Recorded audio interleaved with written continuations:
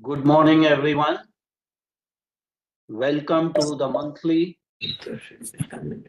roundtable discussion of the Council for Strategic Affairs. Those of you who registered our link probably saw this flyer. And as we go, we will find that there are some changes in the program. The topic for today's roundtable discussion is, does the idea of BRICS currency have any future? For sake of record, today is Saturday, July 26, 2025. It's 10 a.m. Eastern Standard Time in US, 7:30 p.m. in India, and around 11 p.m. in PJ.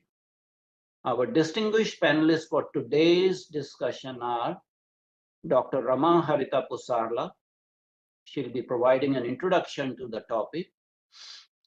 We have Ambassador Dr. Gustavo Westmann from Brazil, Professor David Soong from China, and Ambassador Dr. Pradeep Kapoor, who is based in US but will provide possibly an Indian perspective. So before we go on to the roundtable discussion, some introduction about the Council for Strategic Affairs. Council imparts education in the field of international relations. CSA fosters discussion, dialogue, and debate on geopolitical issues. We encourage strategic studies in general to raise the level of awareness. CSA condemns terrorism in all forms worldwide. We aim to contribute towards world peace and prosperity. CSA promotes people-to-people contact and track 1.5 and track 2 diplomacy. We encourage you to subscribe, like, and share our YouTube channel. We are registered as a 501c3 organization with the IRS in United States. I request our audience members based in United States to please donate and support CSA. The link is there on the website. We do a monthly roundtable discussion as we are doing today. Usually it is on second Saturday, but this time we switched. We have a monthly guest lecture by a domain expert. We have one-on-one interview feature called Strategically Speaking with Dr. Adityanjee. We organize symposia, meetings, conferences. We promote publication of articles on geopolitics. We have a summer internship program for college students, a fellowship training program in strategic studies. And recently we have invited a number of domain experts to head various academic centers. So again, please subscribe, like, and share our YouTube channel. We are registered as a 501c3 organization, so please support us. Now let's come back to our distinguished guests, starting with Dr. Ramaharitha Pusarla. She's an experienced independent writer with avid interest in international affairs. She has authored a commentary on Modi government's unprecedented outreach and its outcome. She has published articles on various aspects of Indian politics, contemporary international issues, etc. She is actually a trained molecular biologist by training, has a doctorate in life sciences, and she had obtained a postgraduate diploma in patent laws. She is the editor-in-chief of MyInd.net, a very important website, and she has participated in several programs on the CSA platform. Now we come to our second distinguished expert, Ambassador Dr. Gustavo Westmann. Till very recently, Dr. Gustavo Westmann was Brazil's ambassador to India. He is an academic and a diplomat. He holds position now of a special advisor for international affairs to the President of Brazil. He is also the Vice President of the National Commission on Population and Development. In addition to experience in private sector in the Brazilian Corporation Agency, he has served in several diplomatic missions abroad and in the Brazilian federal government. He is author of the celebrated books like New Perspectives on Brazilian Foreign Policy and To Democratization of Brazilian Foreign Policy. He holds degrees in law and international relations. He has 3 master's degrees and a PhD in internal affairs. So we are very fortunate to have him here. Our next distinguished panelist is Professor David Soong. He is currently an associate professor of linguistics at Zunyi Medical University, teaching a general introduction to international students, mainly from Asian countries. And he is involved in translation-related courses, Chinese language learners. He has academic focus on contrast studies on Chinese and English, aiming to reveal similarity and differences between English and Chinese linguistically, psychologically, etc. He is an expert member of Translators Association of China. He is also involved in local democratic movements and is part of China's People's Party. He has tabled more than 10 proposals to local governments through local Democratic Party committee, etc. Very pleased to say that he has appeared on several of our roundtable discussions. And lastly, we have Ambassador Pradeep Kapoor. Originally in the flyer, it was Ambassador Kamal Sibal, but he is busy with some other preoccupations. So Ambassador Pradeep Kapoor very graciously stepped into that role. Ambassador Pradeep Kapoor is a very well-known author. He served distinguishedly in Indian Foreign Service for almost 40 years. Currently, he is based in Washington, D.C., actually state of Maryland. He is an educator. He has taught at many prestigious universities, including Sorbonne in Paris, IIT Roorkee, MDI in Gurugram, Georgetown University, University of Maryland. He is a visiting scholar at George Washington University at Elliott School of International Studies. He is a proud alumnus of IIT Delhi with BTech in Electrical Engineering and MTech in Systems and Management. He is currently working on as International Strategic Advisor to Intellect Design Area, Inc. He has multiple responsibility. He serves on the board of directors of Smart Village Development Fund at the Wheels Global Foundation. And I'm very proud to say that he is member of our International Advisory Board. He is a mentor. He is generally very, very helpful to us, and he is a regular commentator on TV channels as a geopolitical analyst, very widely published. So let's come to the topic, BRICS and BRICS currency.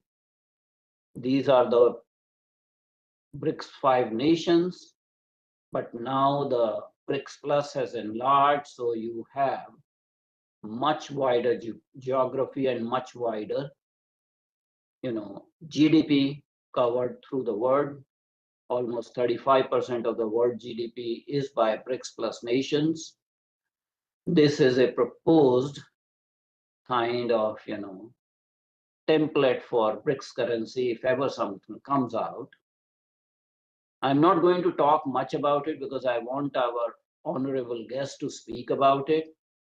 I will just say that there was recently a BRICS conference in Brazil.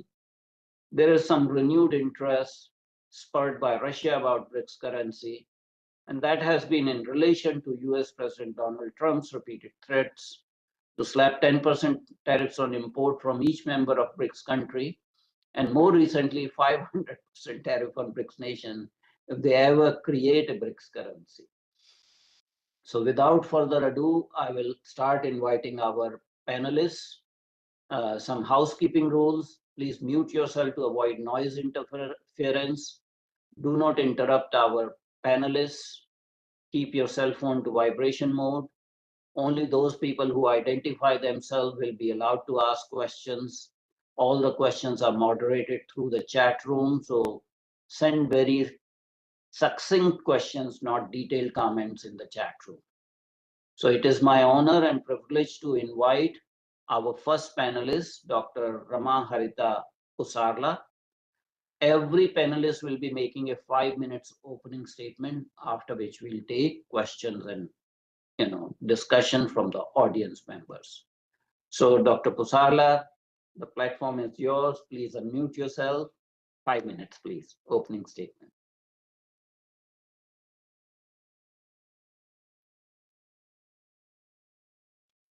Namaste, everyone.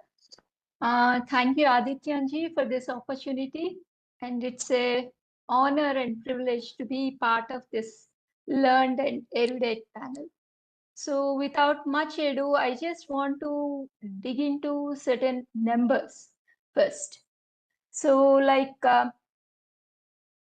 just want us to just focus on the global trade first and its numbers. US accounts for a quarter of the global GDP, or precisely 26.5% of the global GDP. And its economic output, which has been 32%, has fell to 24% as a result.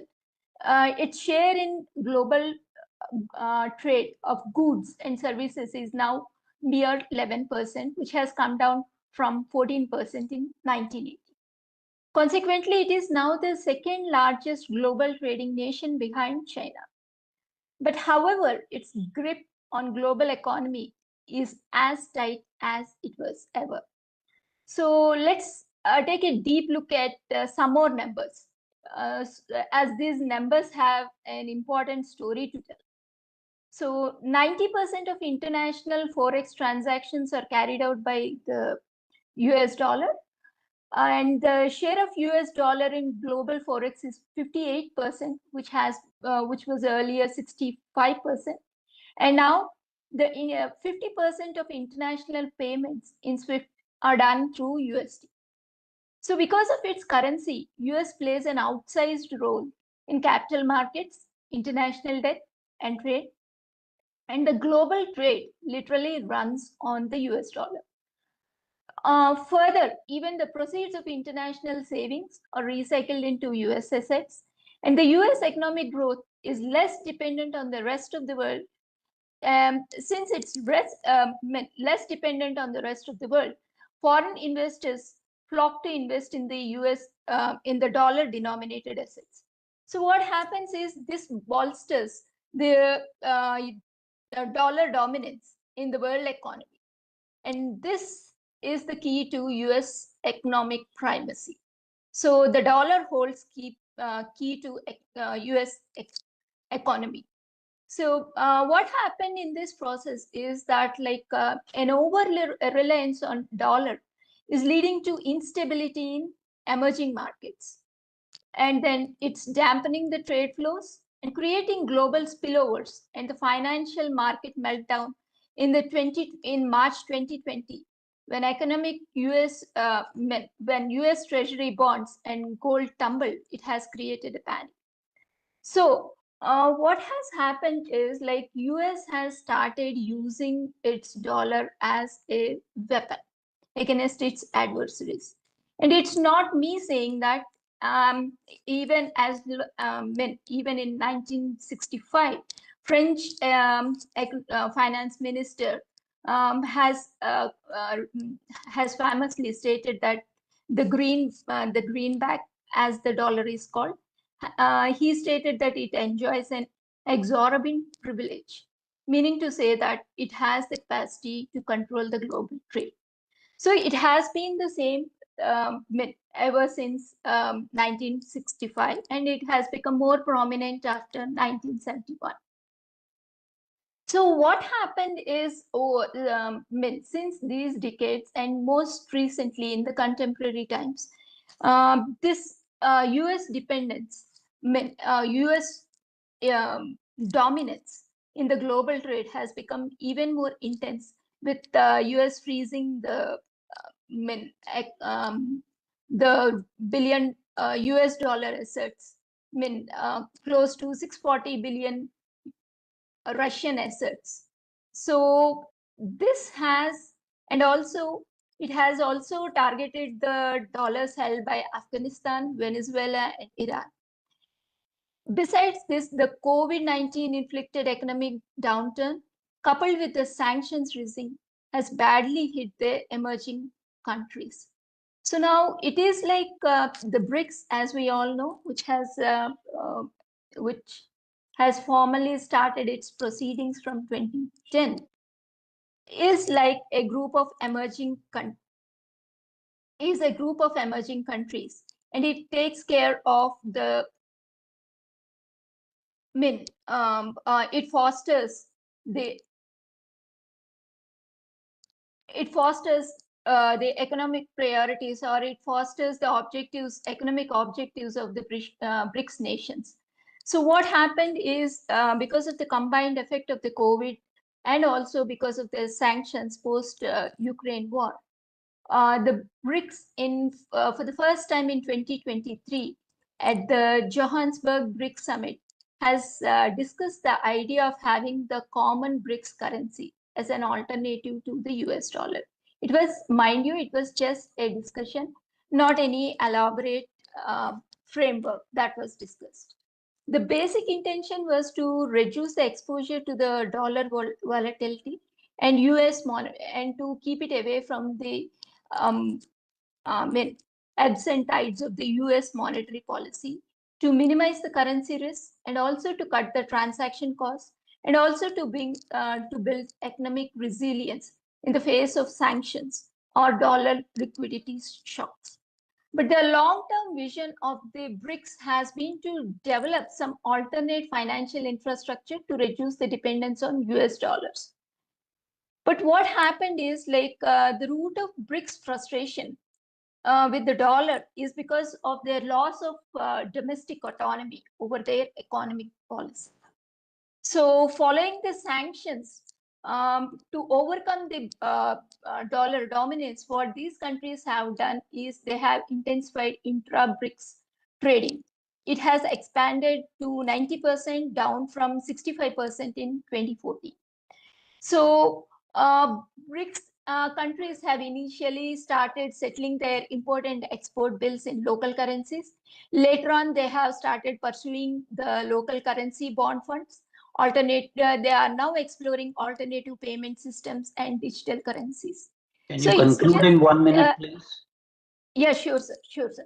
It's like they are just basically taking baby steps towards digital de-dollarization. So what happened in this process is like US traditionally had this kind of an interpretation of like either you are with us or you are against us. So the BRICS are like basically they are inching towards de-dollarization, or like trying to bypass the use of the dollars because of the sanctions and because of the unilateral sanctions, and then the threats or threat of US wielding even the SWIFT international system of payments as a weapon against the emerging countries. So what I foresee, or what I envision, is like Trump's direct threats to the BRICS countries, saying that they are like trying to threaten the dollar hegemony, is clearly misplaced, because I foresee only three scenarios with respect to the BRICS currency. That is like the first one being they would they would want to have a market neutral settlement in local currencies. The second one would be having a basket currency or partial monetary integration. That's like allocating small forex weighted basket fund allocations to BRICS currency. And the third one, which is going to be far fetched, is going to be a full currency union. So what I basically believe is de-dollarization is not actually an unilateral action, but it is a reaction to the observed global political factors. Thank you, Dr. Pusarla. Thank you very much indeed. Now it's my honor and privilege to invite our second distinguished panelist, Ambassador Gustavo Westmann, who is the point person from Brazil, actually with the presidency of Brazil on this particular issue. So Gustavo, please have the platform, and please 5 minutes only. Okay, good morning, good afternoon, good evening, Dr. Adityanjee, thank you very much for the kind invitation and for everything you've been doing. Dear colleagues, it's an honor to be here with you all. And thanks for the CSA for choosing this topic, right, of the discussion today. It could not be more relevant, I would say. After all, in such a complex and polarized global order, which is needed to get deep into it, we all are very, very aware about it, aggravated by Trump's threats. Actually, does the idea, of a BRICS currency have any future? I just came back from the BRICS summit, and I can tell you, and I'm proud to say that it went quite well, with extremely positive results. I'm glad to say that BRICS is fulfilling its role of raising the voices of the global South, and that's extremely important. You can see that by the threats and menaces of Donald Trump. So if it bothered him, that signs that BRICS is working quite. We can say that. But in such, let's say, an unstable reality, Brazil has focused its strategies in extremely pragmatic results. So in areas such as health, artificial intelligence, climate change, actually we're trying to find a new identity to BRICS. What's this new BRICS with these new members? What does it mean? What's the role of this new group? But of course, the financial and economic agenda remains at the core of the group. And I think what most people are curious about is exactly on the issue of the BRICS currency. As Dr. Adityanjee has already anticipated, Russia is definitely interested into that matter and has been pushing that. But I think now, especially after the threats of Trump, Brazil has been facing a threat of 50% taxes starting on the 1st of August. I think all BRICS members are interested on the matter. It doesn't make sense that 50% of the world GDP goes through, or the transactions between us go through the banks in New York and SWIFT systems. It doesn't really make sense. And I think Dr. Pusarla reinforced that quite well.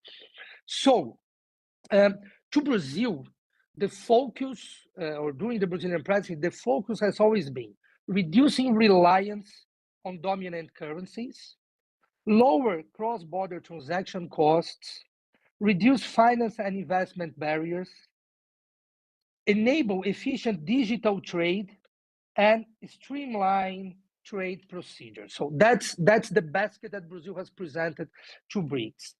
Bearing in mind that it all involves or requires harmonization of legislation and several other things that are extremely challenging to nations such as BRICS ones that are very different, with different markets, cultures, political systems.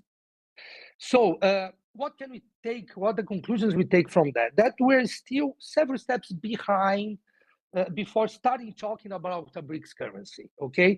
It doesn't mean that it will or will not happen one day.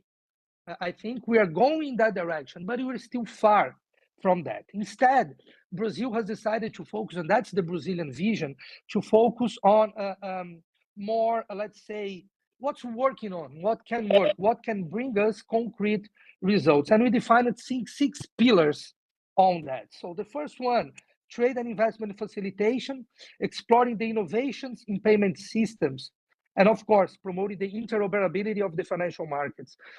In that regard, we have the task force on payments and several other task forces working on studies and presenting analysis. The second, coordination between monetary, financial, international systems, and of course, strengthening the NDB and the CRA. We need a national financial system. I just came back from Seville, where we had the UN conference on finance for development, and it was extremely difficult. I can tell you, I was with the Brazilian head of delegation. The president didn't go, but it was very worrisome.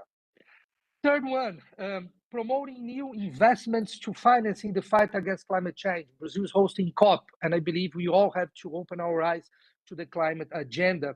We actually had a declaration, a leaders' declaration on climate finance. Fourth one, advance dialogue on taxation and customs. Resilient infrastructure to climate, taxation of the super rich. Those are the flagships Brazil has been raising since G20.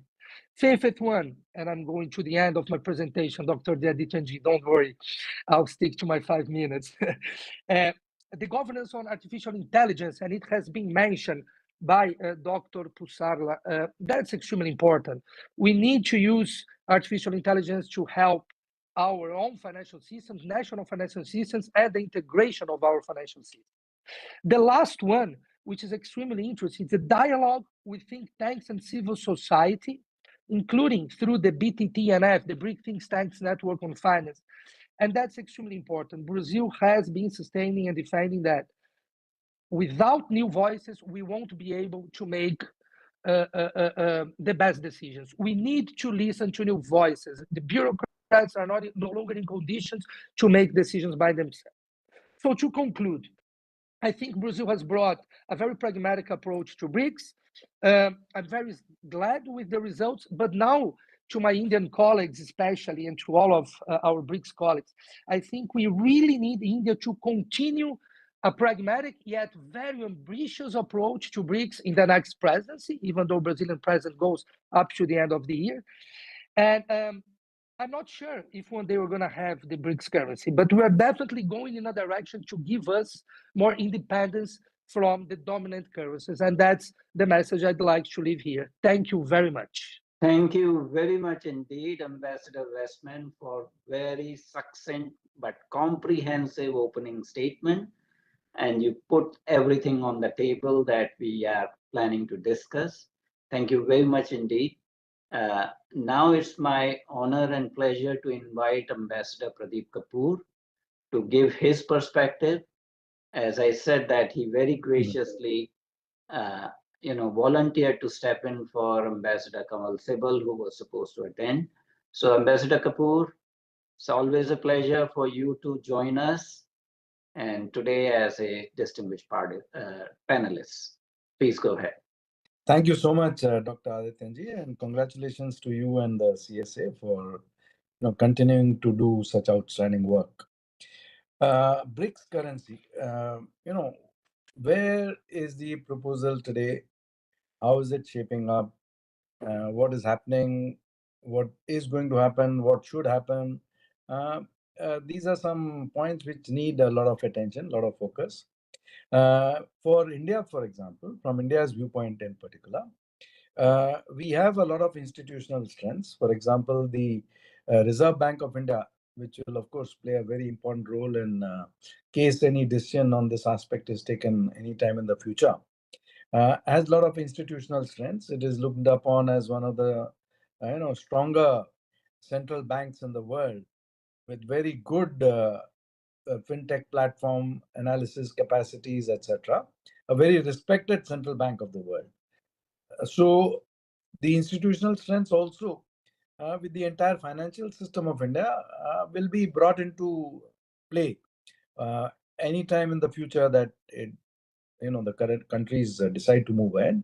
But I think that is still quite some time off, quite some way off, because firstly, the disparities amongst the BRICS countries in terms of their own strengths, in terms of their own challenges, in terms of their own development, in terms of their where they are currently today in terms of economic growth, is very vastly different. So to bring all that together to a common platform to create a common currency is still a long way off.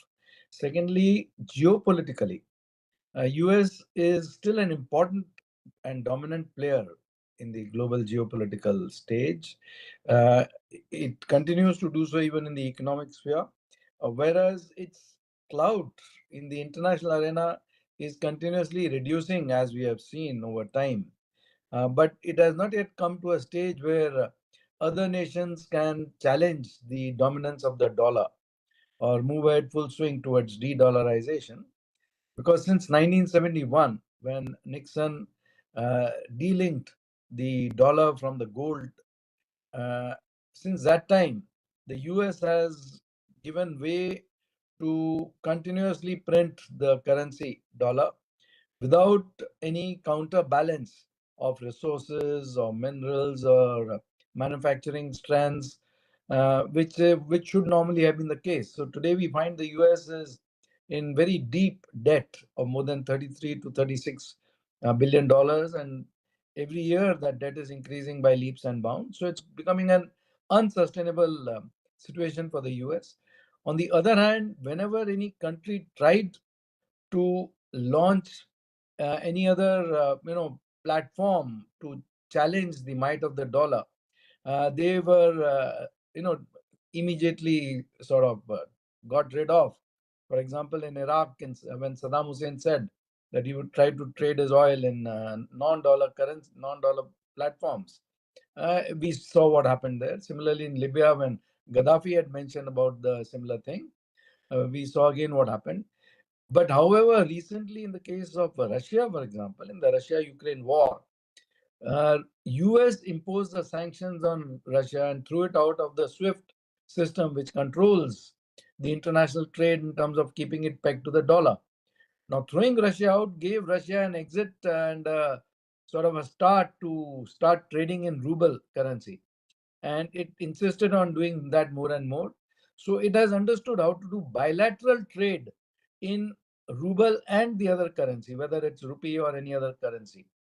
So similarly, India has now started launching its own bilateral dialogues with a lot of countries for bilateral trade in the rupee and that local currency.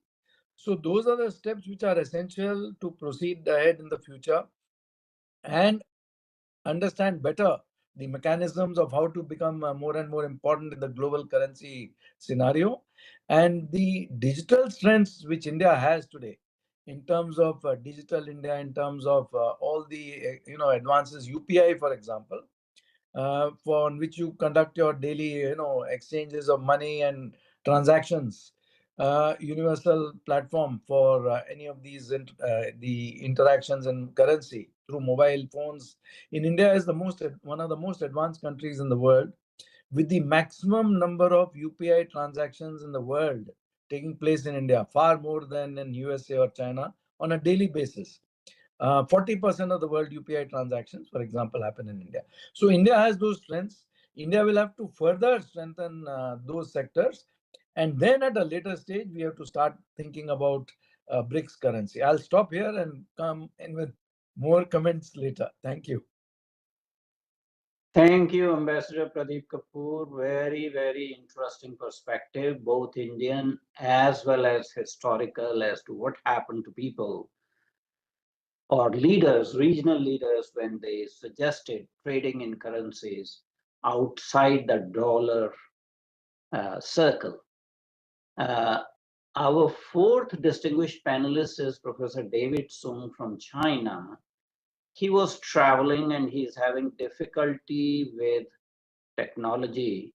I'm not sure if he has joined. Is Professor David Soong here in the participants?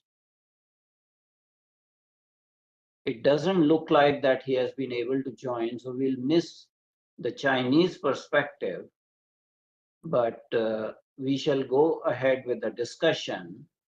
And I'm hoping that there will be questions in the chat room from our audience members. But before we go there, since we have one of our distinguished panelists missing, I would make a few comments of my own. And I'm certainly not trying to replace Professor David Soong. I think he has joined. He's joined? Okay. Professor David Soong, kindly take the platform.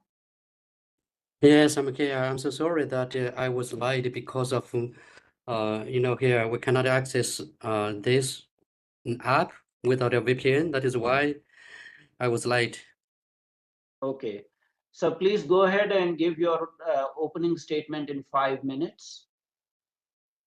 Okay, now I'd like to talk about today's topic.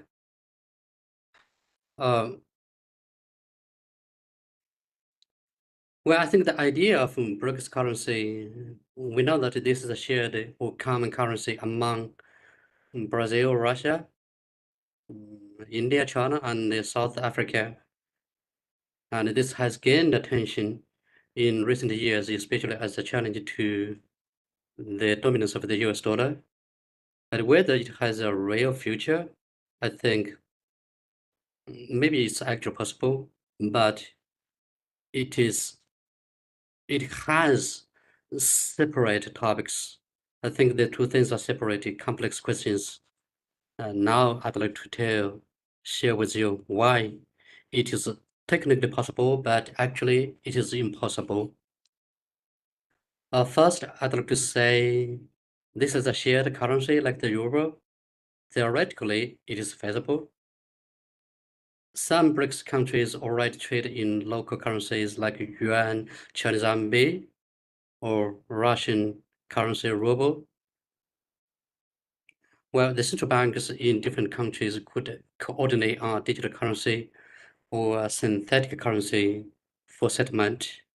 But the basic condition is that all the countries should coordinate, should cooperate with each other so that they can produce a system that can have a common currency for all the BRICS countries. However, we know that there are some serious obstacles, especially economic divergence. We know that the BRICS members have very different economies. For example, India, China, actually they are geopolitical rivals with different fiscal and monetary policies, while at the same time, there was a lack of trust and coordination. No common central bank or fiscal authority, unlike the European Union. At least right now, I don't think that the members of the BRICS countries could really cooperate with each other in the interest of other countries. While at the same time, we know that the different countries also control their capital, like China and other countries have tight controls. I have to admit that China has tight controls over capital and currency, and this, for a certain point, conflicts with currency convertibility. While at the same time, the political priorities in different countries also differ. Russia and China may want to counter the dollar for geopolitical reasons, but India and Brazil may be more cautious. So in this case, I don't think that all the countries that belong to BRICS can join hands to really fight against the dominance by the United States. Well, at the same time, there is also trade imbalance. I have to say that although I'm a Chinese national, right now China dominates intra-BRICS trade, making other countries reluctant to adopt the China-heavy system. And from so many meetings, we know that actually sometimes the countries cannot unite.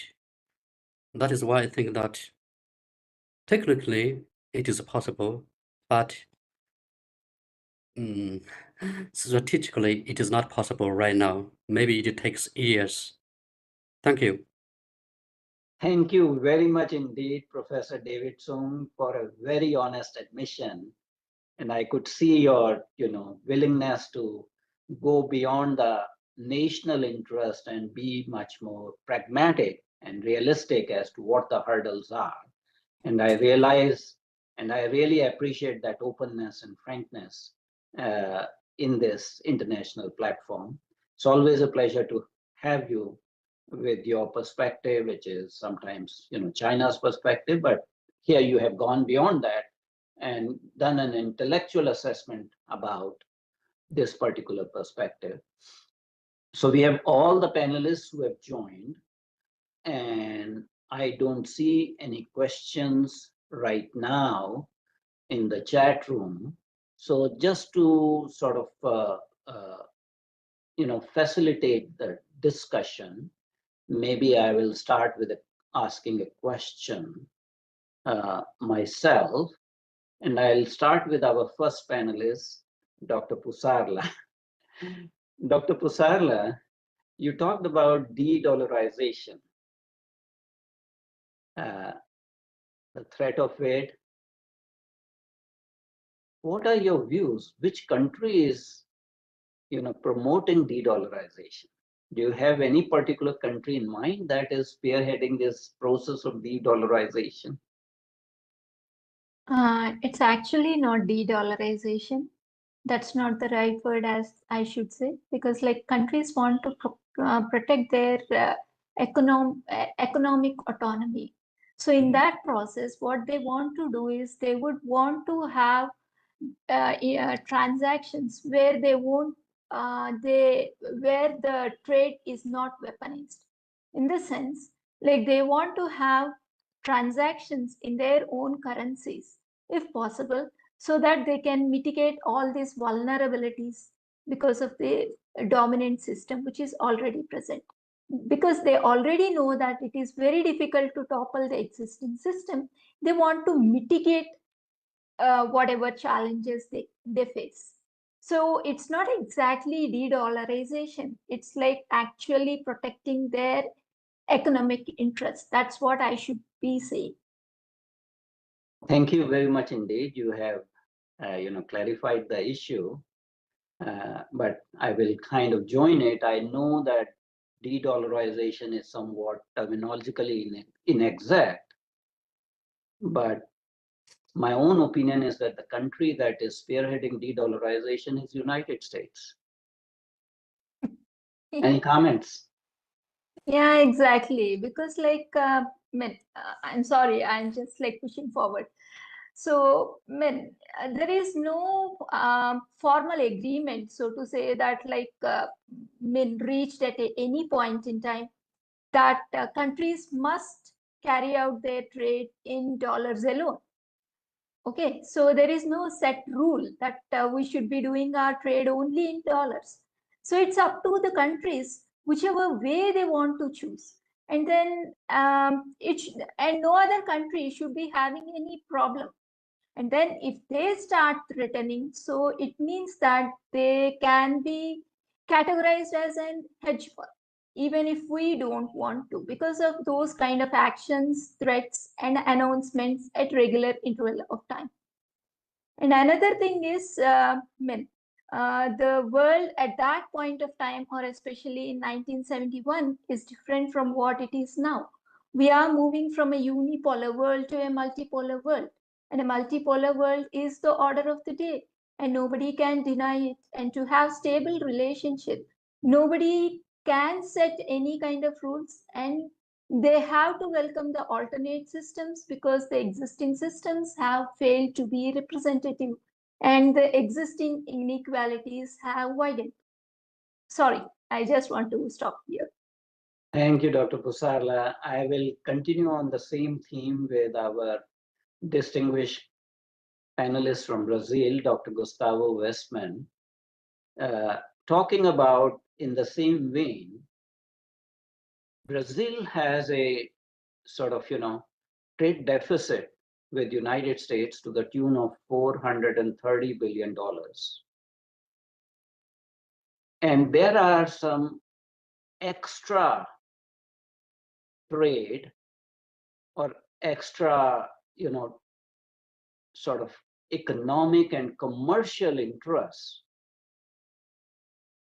that have led to a situation where US is threatening sanctions against Brazil for prosecuting a former president who happens to be the friend of the current US president. This is exactly the kind of events that are pushing for countries like Brazil to go for non-dollar denomination currencies. What are your views on that? Kindly unmute yourself.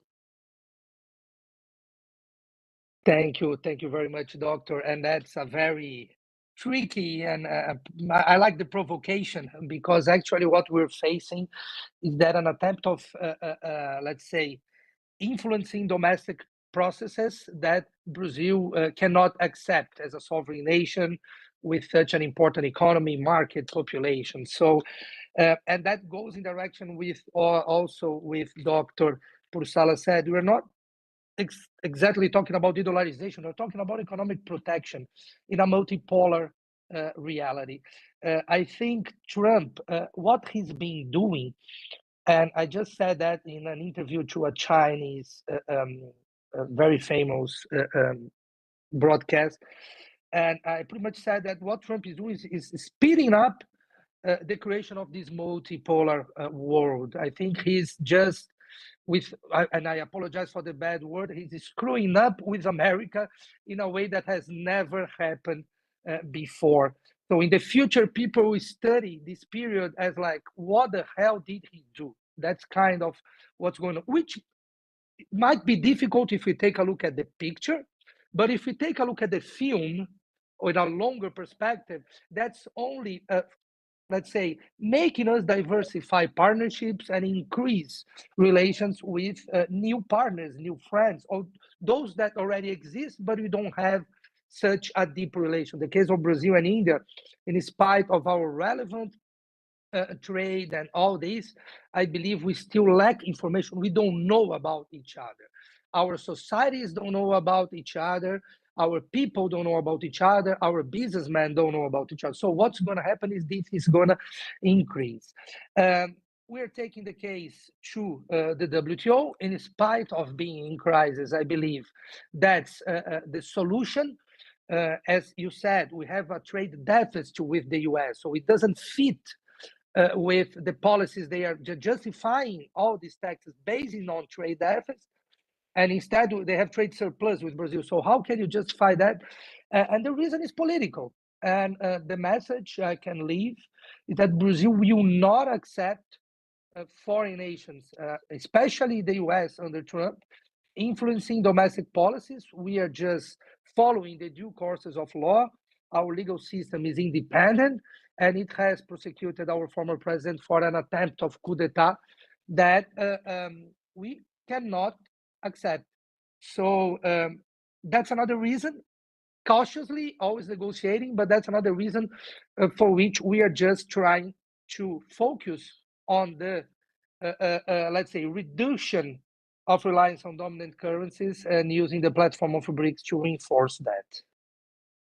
Thank you, Dr. Westman, for your answer for a very Brazil-specific question, but to me it looks very ludicrous when you have a trade surplus with a country, you are threatening tariffs, so you're going to lose those $430 billion of trade supremacies or trade advantage against Brazil, because Brazil can buy those things from Canada, from India, from China, rather than resorting to buying from US. I see that there are some questions coming from the audience, so I will address next question to Ambassador Pradeep Kapoor. But just want to clarify one thing. In your presentation, I think you probably meant to say something that you has a trade,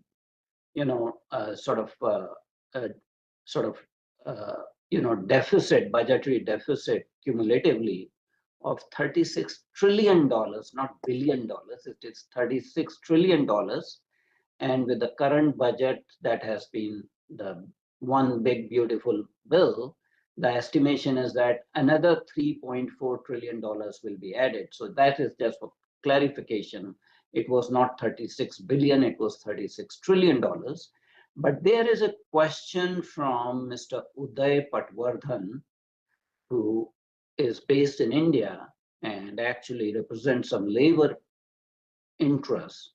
And the question is, rising distortion between the global currencies and the US dollar is causing serious imbalances in the global wage profile. How do the experts look at it? How labor could attain a level playing field?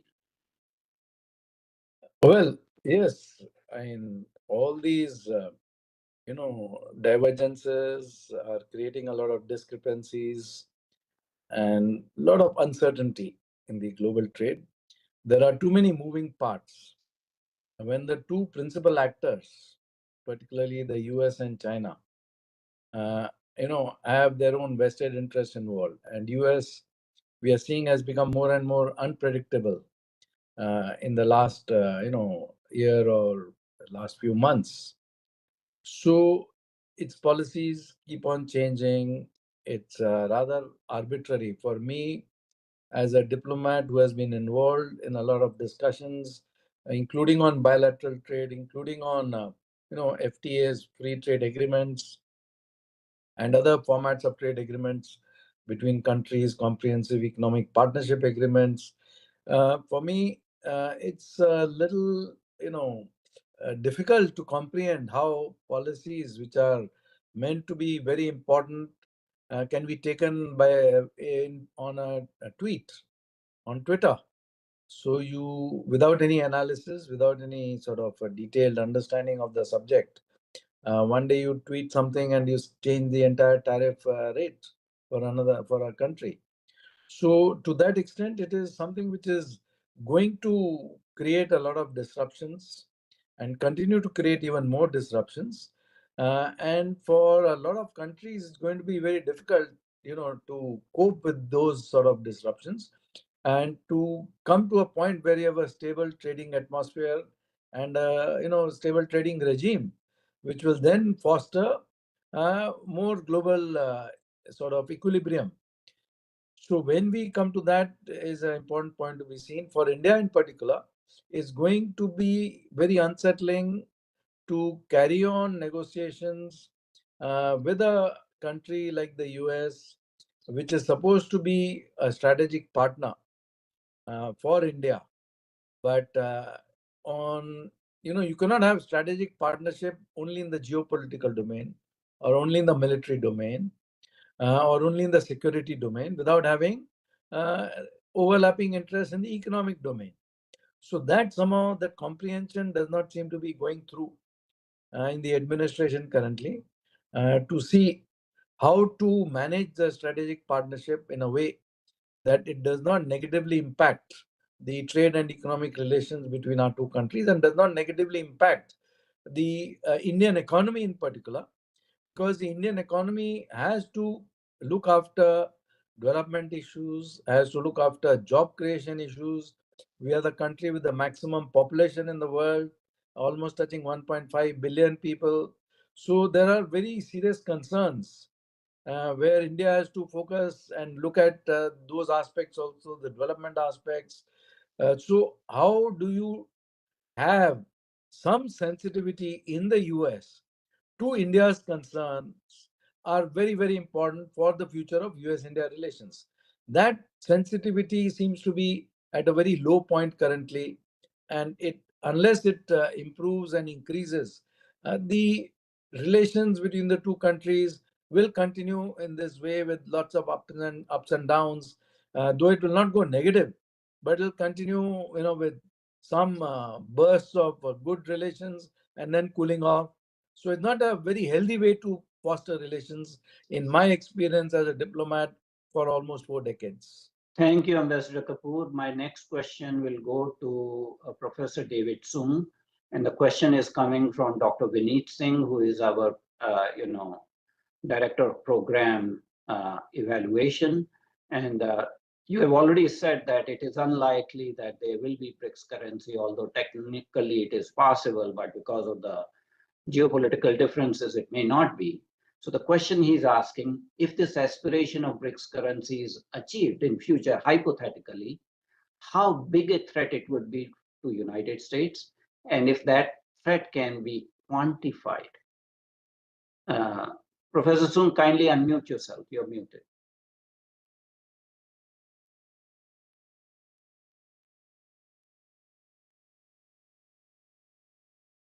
You're still. Can you please repeat your question? The question is, if this aspiration of BRICS currency is achieved, how big a threat it would be for the US dollar, and is that threat quantifiable? Mhm.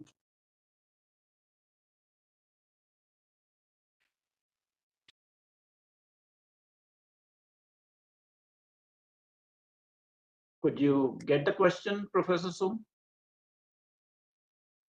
Sorry, I didn't, because the connection is not so good. I didn't get your question.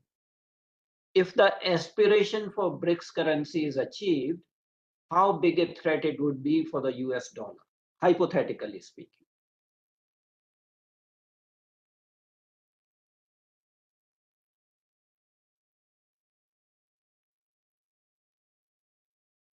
Can you send the question to me? I'm so sorry, I didn't get you. Okay, maybe another panelist can jump in on this particular question. Anybody who wants to jump in may. Well, I can attempt that if you. Okay, Pusarla, please go ahead, madam.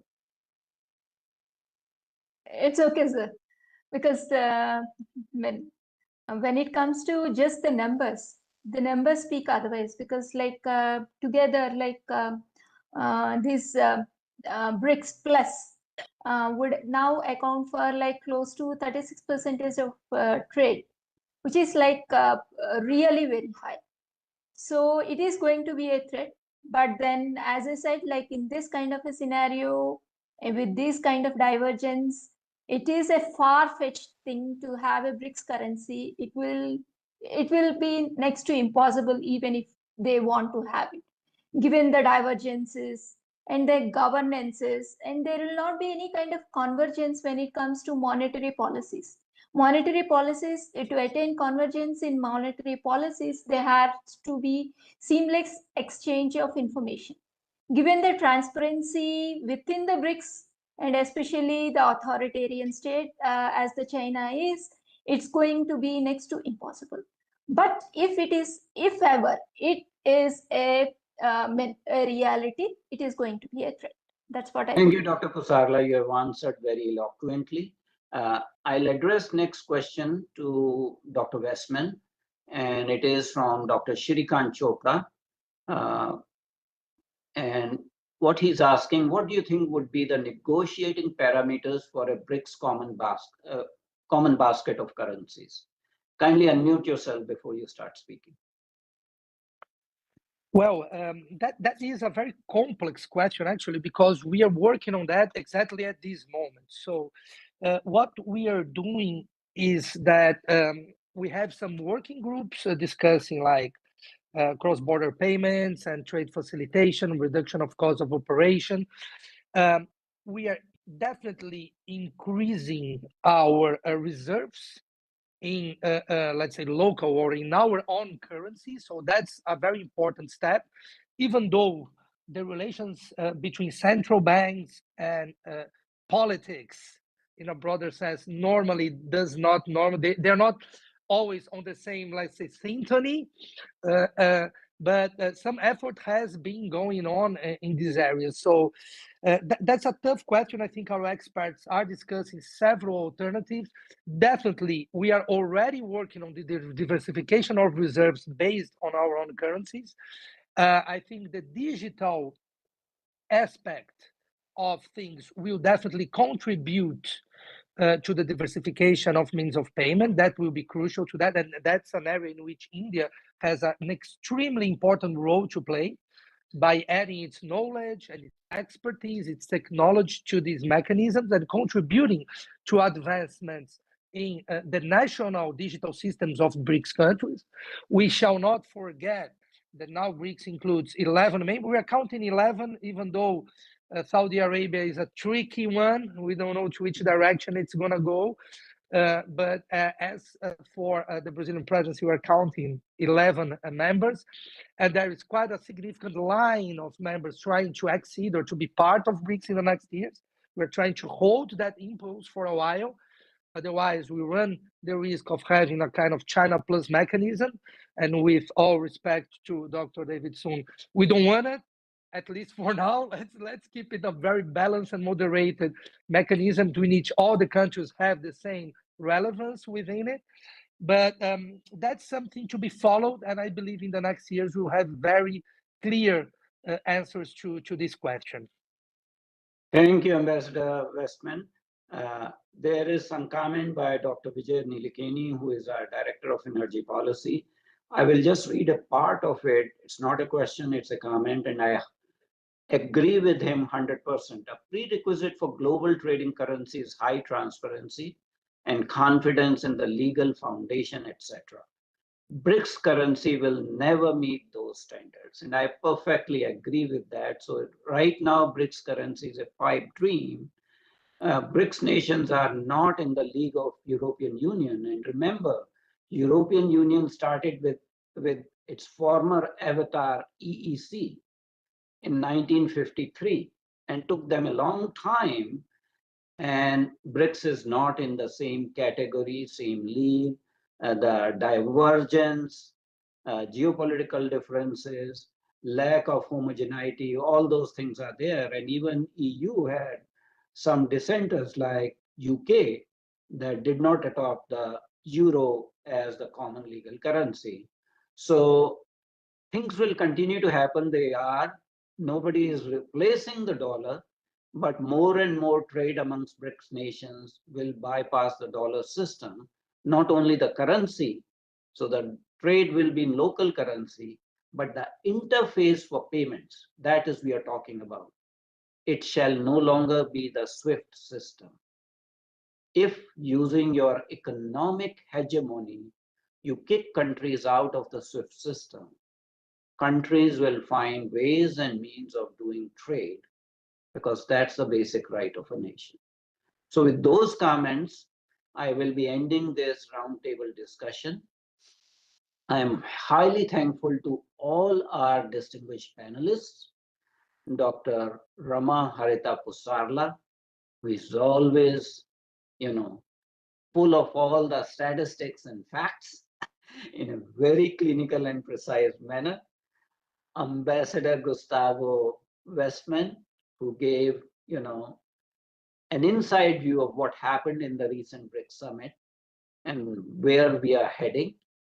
Professor David Soong, despite his travel schedule and trying to join on his cell phone, not being able to use his computer, was able to join us and give his perspective, not just as a Chinese citizen, but as an intellectual in his own right, where national interests are diverging from his own assessment. So I like that candor and frankness. In fact, we need more of that amongst various nations of the world. Professor Ambassador Pradeep Kapoor for his, erudite diplomatic experience and stepping up at the last moment with less than 24 hours notice. So my heartful thanks to all the distinguished panelists. I'm also thankful to our audience members. It's a dry subject, who cares about BRICS currency on a weekend? So they, participated in discussion, asked very intelligent questions. For our audience members, there's a new feature. There's a Google form in the chat room, which you can use to give feedback to Council for Strategic Affairs about the content, about the quality of program, and your suggestions for future. So kindly use that Google form. Dr. Vineet Singh has designed it. And lastly, my heartfelt thanks to Team CSA, specifically two individuals, Mr. Rajiv Verma and Mr. Rikudaman Pachori, who make things happen. They are never seen. They are always in the background, but they help me make these kind of intellectual sessions possible for all of us. This session has been live streamed on our YouTube channel. This session will be available as a video recording, as a podcast on our YouTube channel. So it will be there on our website. Thank you very much indeed. I enjoyed this roundtable discussion thoroughly. I think we need more of such, multinational discussions on this platform, because we strive towards forging world peace and prosperity, not the prosperity of one nation only. Thank you very much indeed.